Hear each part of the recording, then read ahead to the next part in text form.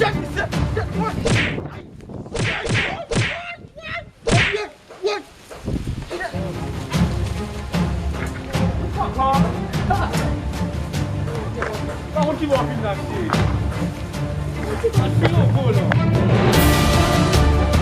No good that shit.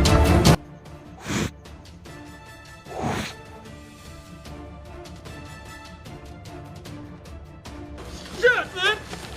No. I don't know. C'est toi le matin, oh!